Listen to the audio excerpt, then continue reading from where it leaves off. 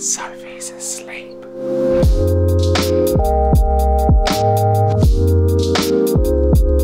Good morning, my beautiful friend. So today I want to talk about how to start a presentation. Now this advice is the same for if you're starting a presentation online, starting a presentation in person, but this is how you can do it. And I think I've used all of these and I recommend them. I had bloody pizza for breakfast. Being an adult is awesome. So yeah, starting a presentation, how? Now, all of this that I'm going to talk about is about one thing. You have to make an audience feel like you know what you're doing. You got to make them feel comfortable. And the only way to make them feel comfortable is for you to feel comfortable. So I'm going to preface this with that, is that this is about making an audience feel like you've got this. So the first thing that I recommend is that there's two areas of your presentation, whether it's on Zoom or in person or whatever, that you focus on first. And that is the first thing you say and the last thing you say. Everything else in the middle, yeah, go rehearse, know the path you're gonna get there, but really you have to practice the shit out of the front end of your presentation. Otherwise, you're gonna make your audience feel uncomfortable.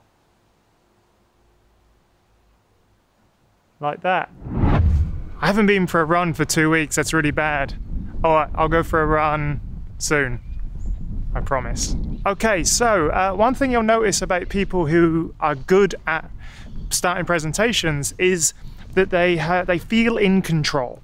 They feel as if they know exactly what's coming next, and they do that by talking a little bit slower.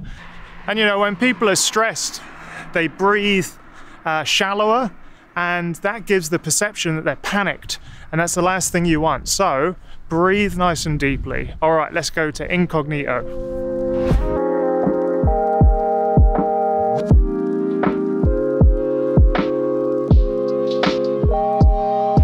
So the last tip, and this is my kind of favorite way to start a presentation, is tell a story. Tell a story that reflects the branch. Tell a story that reflects the message that you want to get across, or sets the scene, or demonstrates the topic that you're about to talk about. And because it's your story, it means that you will tell it with confidence. You will take ownership of it, and therefore your audience will feel comfortable too. All right then, so the last thing that I recommend you consider when you're starting a presentation is ask what if. Now, it can seem a little bit hacky if you always go, imagine a world where, or what if, but it could be the best way that you could retain and attract the attention of an audience that maybe you're not the first speaker that day and they have listened to so many people. But if you're promising them at the end of your talk this awesome destination, then potentially that could be the way to hook them in. All right, I hope that makes sense. Yeah, cool. All right, I'm gonna do a bit more editing and I'll speak to you in a minute.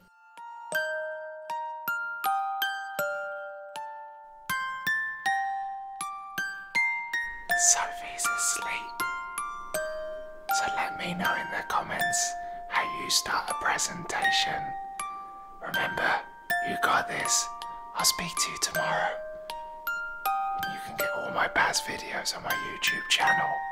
Get in my beard quietly.